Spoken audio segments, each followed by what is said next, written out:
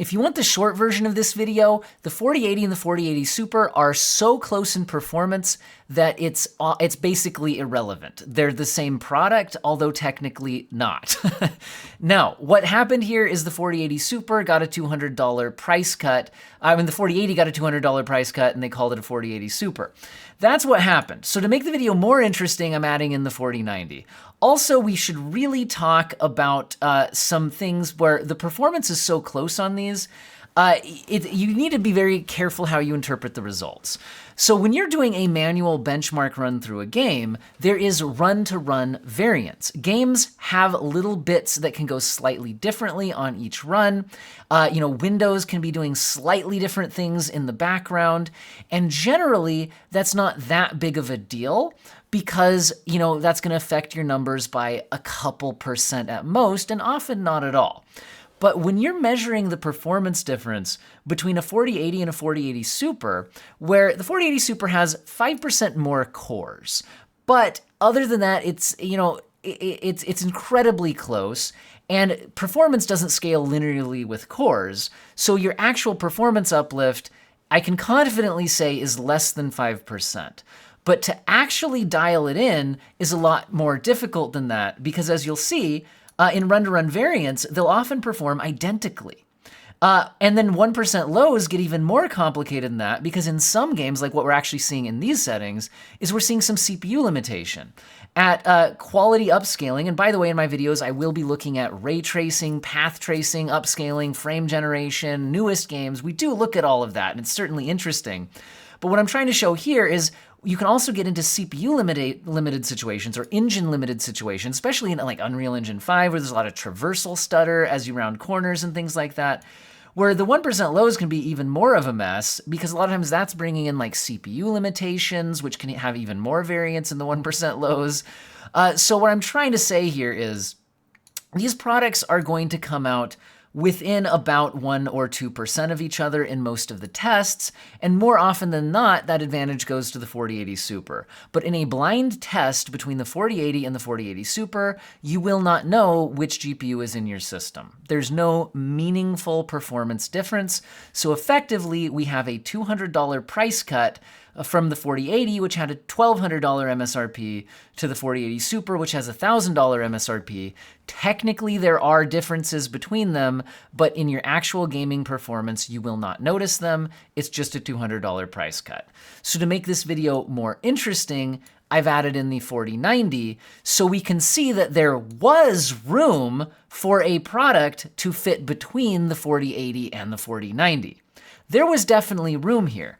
Oftentimes, when we're not seeing any CPU limitation, the 4090 is often 30 or 35% faster than the 4080. So there was absolutely room to launch a product that's, 15% faster than a 4080 and 15% slower than a 4090. Like, there's room for that product, but that is not what the 4080 Super is. It's basically a tie with the 4080, and it's lowering the price point. So in this video, we can look at how these GPUs perform in the latest games, and you can also think about, is it worth spending the extra money to get the 4090? I think I've talked enough. Let's go ahead and run through all of the benchmarks, and they can be interesting. Again, I'm testing out the latest path tracing modes with and without DLSS and without frame generation, with frame generation, all of that.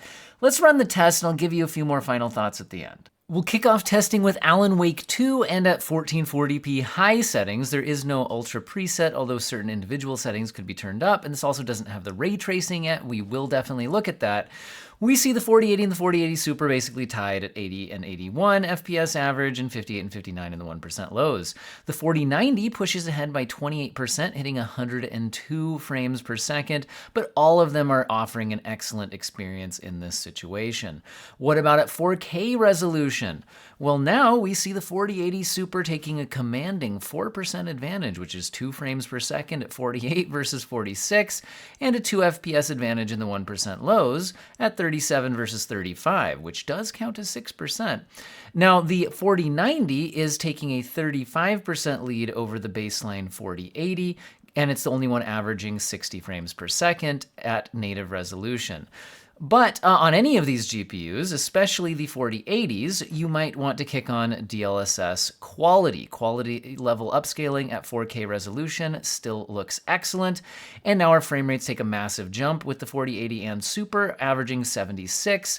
And there's a 2 FPS difference in the 1% lows, which gives a 4% advantage to the Super.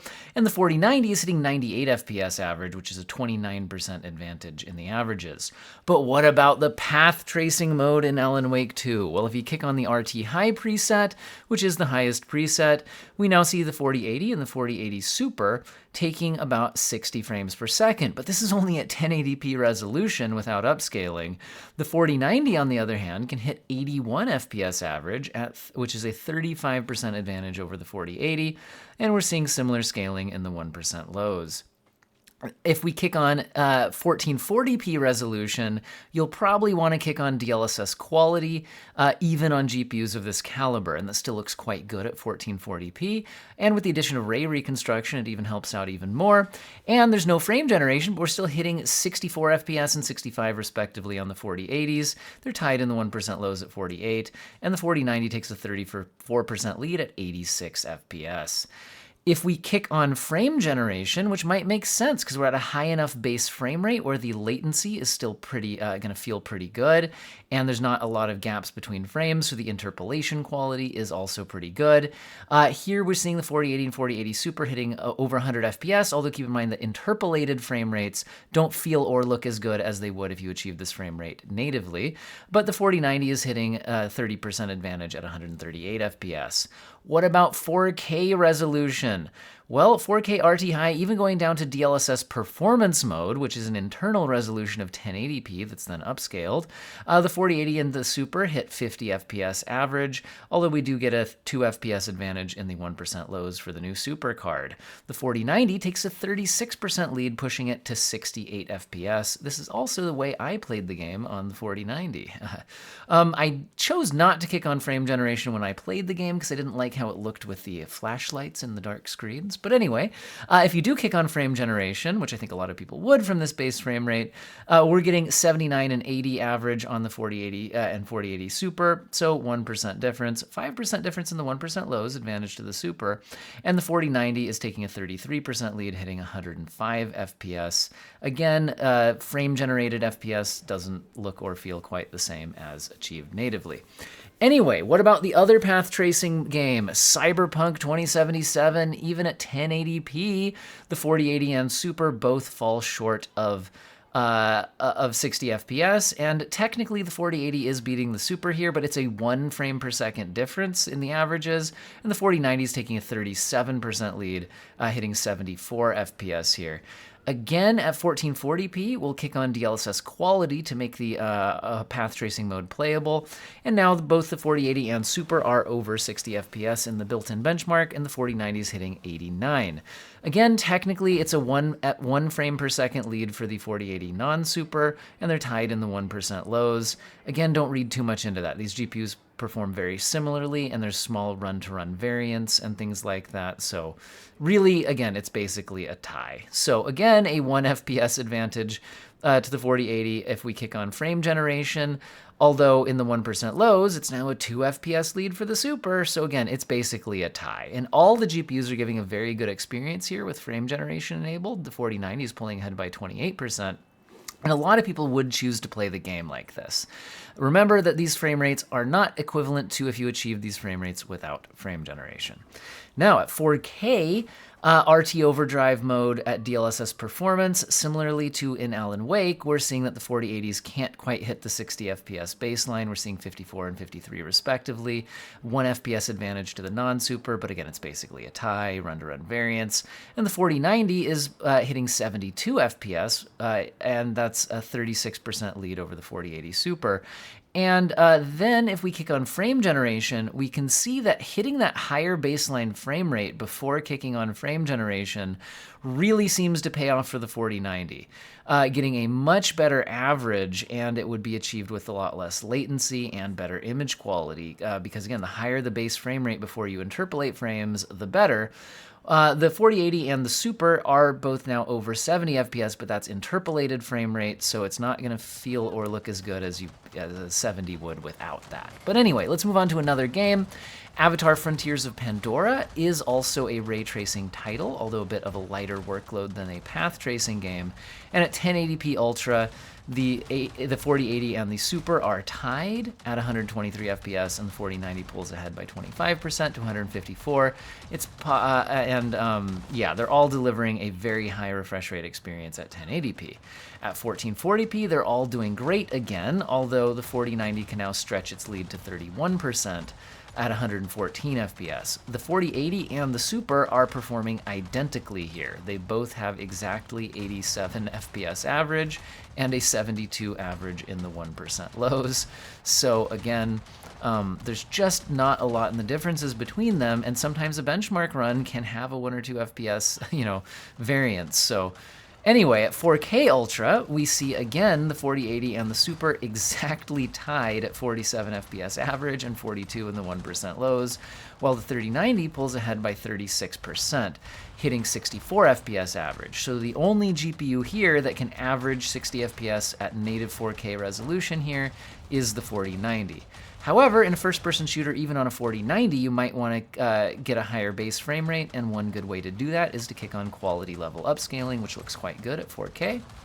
And here we see the 4080 and the Super tied at 77 FPS average with a 1 FPS difference in the 1% lows, and the 4090 pulls up to 102 frames per second. So if you want ultra settings with quality level upscaling at 100 FPS, only the 4090 is going to offer that experience, although the 4080s are doing a nice job. But the other way to boost frame rates is to turn down settings a little bit. The high preset still looks quite good, and now without any upscaling, both the 4080 and the Super can average above 60 frames per second. It's a 1 FPS advantage to the Super, and they're tied in the 1% lows at 55. However, the 4090 is showing its strength now with no upscaling, native 4K resolution at high settings, averaging 88 FPS, which is a 42% advantage. And what if we kick on DLSS quality with the high settings as our baseline? Now we're getting that high frame rate first-person shooter experience on all the GPUs, and we're seeing one of our best results for the 4080 Super, pulling 6 frames ahead of the 4080, giving it a 6% advantage, but the 4090 taking a 40% lead here. Again, there can be a little bit of run-to-run variance and everything like that, so they're still pretty close in performance. Let's move into some Unreal Engine 5 testing. Lords of the Fallen is the most demanding Unreal Engine 5 game that I've tested so far, and at 1080p, all the GPUs can do well here, which you would certainly hope for 1080p resolution. The 4080 and the Super are tied at 95 FPS. There's a 2 FPS difference in the 1% lows, but even the 4090 is actually taking the bottom of the 1% lows there, where really they were all just CPU limited or engine limited on Traversal Stutter as you round the corners. If we move up to 1440p Ultra, we see the 4080 Super 1 FPS ahead of the 4080. They're both at 70 and 71 respectively. The 4090 hits an 87 FPS average, and once again, the 1% lows are kind of compressed here at 54, 55, and 62. Again, the traversal stutter in Unreal Engine as you round corners into new areas, I think is affecting the 1% lows here, and we're seeing that again when we kick on DLSS quality, where they all kind of bottleneck in the 70 FPS range. If we look at the averages, we're also, looks like we're starting to hit some kind of CPU and engine limitations, where the 4090 only pulls ahead by 15%.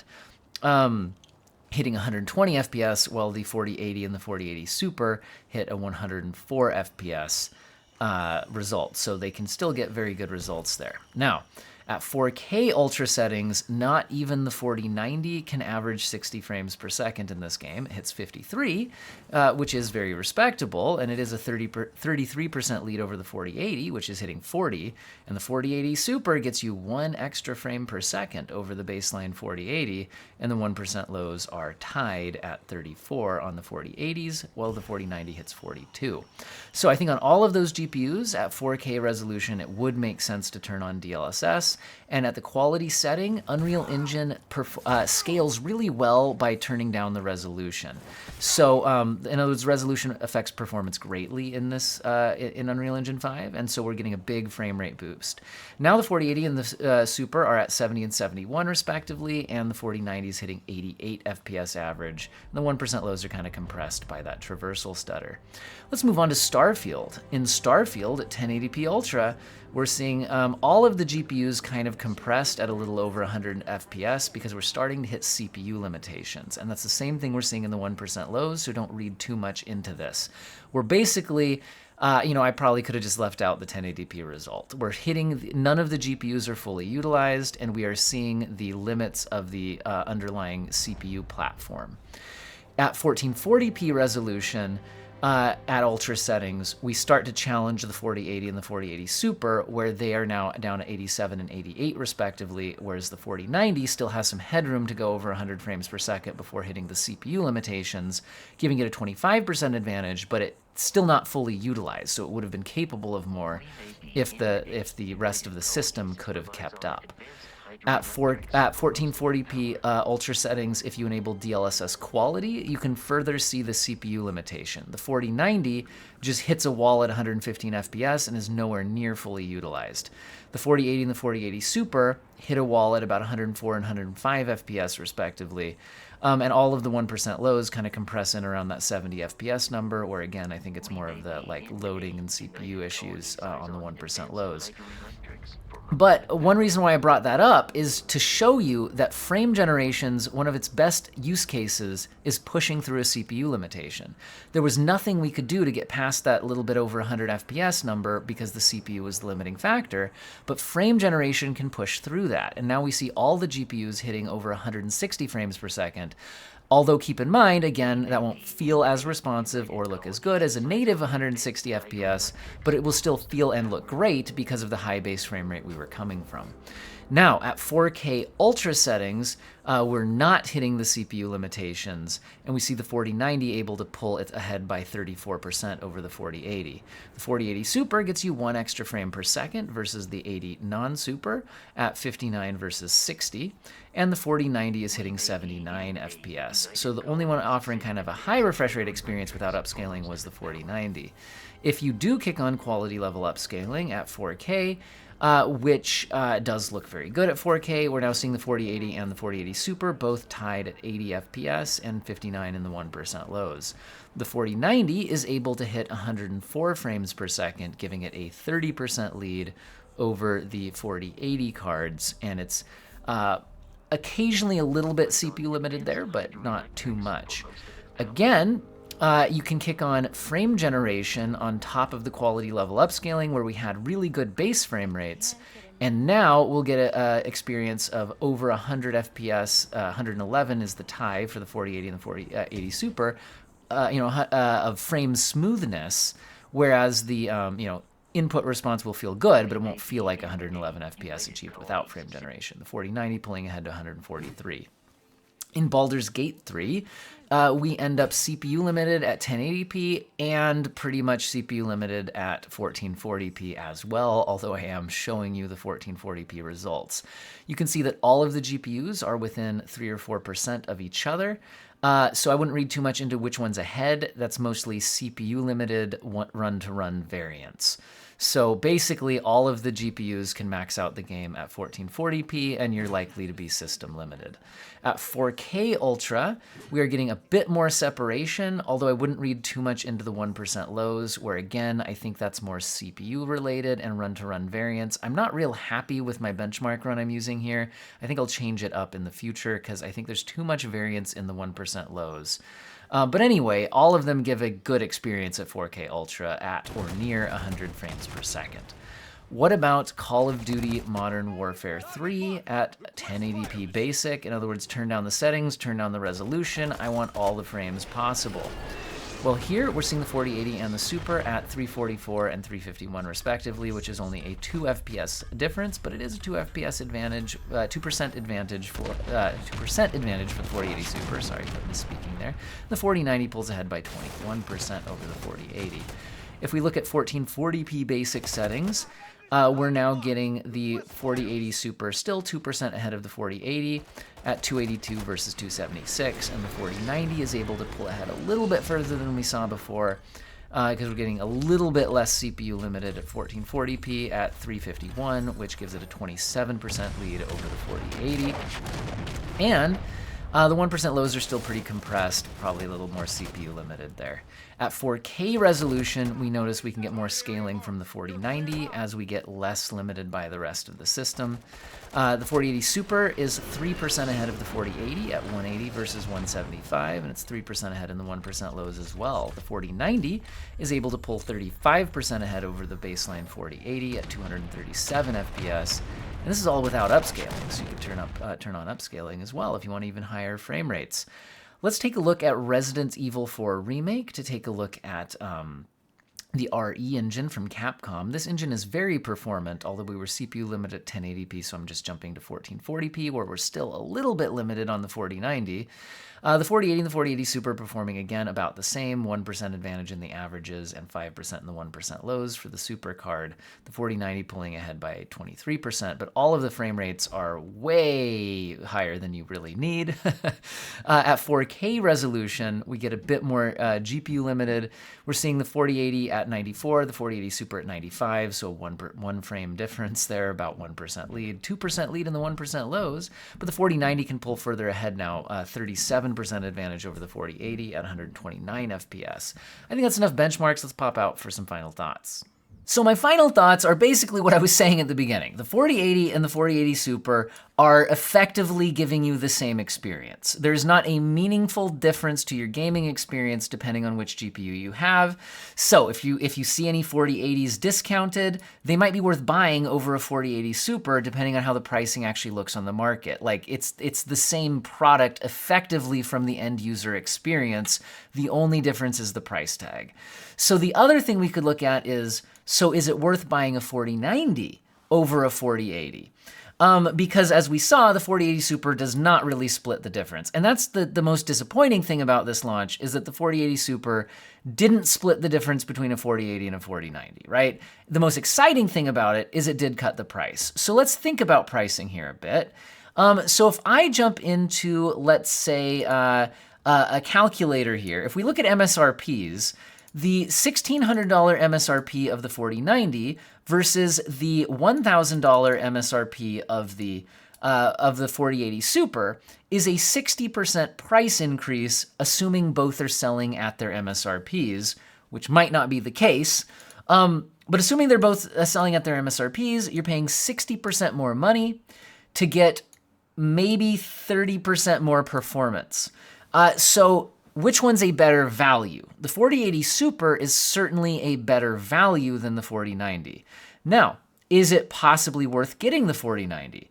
Well, we see some situations where, especially if you're trying to minimize how much you're upscaling, where only the 4090 is offering like 4K resolution, 60 FPS, although again, kicking on DLSS quality often gets both GPUs to totally playable experiences, although certainly a higher refresh rate experience on the 4090. So there is a meaningful performance difference there, but you're just paying a lot of money to get it.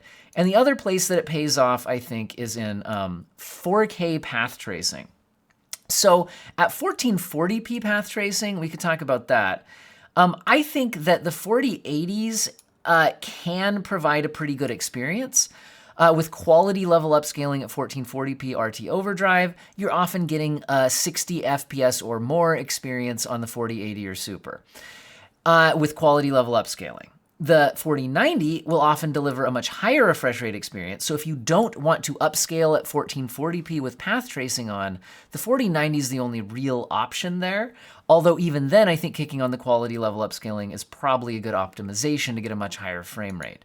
And if you're willing to then kick on frame generation, though, again, I think all of them are offering a very good experience. So again, at 1440p, I think the 4080s are good enough for path tracing. The 4090 does offer a measurably better experience, though. However, when we move up to 4K path tracing, I think that's where the 4090 really shows it's a class above. If you look at 4K RT Overdrive DLSS performance, so we're still using a lot of upscaling here, but performance mode can still look pretty good at 4K because it's still a 1080p internal, and then you upscale from there. Keep in mind, like when you're looking at the performance mode versus quality mode, keep in mind that DLSS performance at 4K resolution actually has more pixels internally than quality mode upscaling at 1440p, which actually drops to like 960p internally, right? So this is still a pretty good experience here. But the 4090 is the only one, breaking the 60 FPS line. And then we saw that that's much more effective when you then frame generate off that point and things like that. So is it worth spending the extra money on the 4090? I think if you're trying to play at 4K resolution, it's possible, especially if you want to be enabling path tracing, those extremely heavy ray tracing workloads at 4K resolution. That's where I think the 4090 is offering you a significantly better experience. Whereas I think if you're playing at 1440p, I mean, obviously the 4090 gives you a better experience, but is it worth paying 60% more for that additional 30% performance? And also think about what CPU you're on, especially if you're at 1440p, because I'm on a 7800X3D here, and we were seeing that the 4090 held back a bit at a lot of cases at 1440p, especially if you're going to kick on DLSS quality or something like that. So anyway, I guess my final thoughts here are, I'm really glad the 4080 got a $200 price cut. I'm disappointed that the 4080 Super wouldn't split the difference, but that's also what was expected in performance. There's certainly still room here for a product in between these two. But hey, we didn't get it. Is it worth spending the extra money for the 4090? At 4K resolution, if you want to kick on path tracing, probably is if you can afford it. But other than that, it's not great value. But now, if you're interested in comparing the 4080 Super up against the 7900 XTX, I already made that video, so you can definitely check that one out. And also keep in mind, though, on the 4090 situation, that the if I go to like something like PC Part Picker and try to buy a 4090 right now, let's check, because a lot of times it's actually much more than much more than its $1,600 MSRP. Like right now, the cheapest ones are almost $2,000. So you might actually be doubling the price. So you really have to think hard over whether it's worth it to get that 4090. But if you have the money and you're just wondering, is it a better experience? Is the 4080 Super close enough? There is still a pretty big gap there. So if you do have the money, you are getting a lot more performance at a much worse value. I hope you guys found the video useful and or interesting. And a huge thank you to viewers, huge thank you to commenters, huge thank you to subscribers, and an especially huge thank you to people who clicked the join button to directly support the channel financially. That is amazing that you guys do that. I totally understand not everybody's in a place to do that, which is totally fine, but huge thank you for those who have. And that's, all the support is a huge motivator running through all of these tests on these many settings and these many GPUs. But I know a lot of people are looking for, like, what are the settings you would actually use when playing the game versus just cranking everything to the maximum at native resolution and measuring it that way, right? So that's what I try to get across in these tests. So hopefully you guys like it. And I like, again, seeing all that support is awesome. And I hope everyone has an excellent day.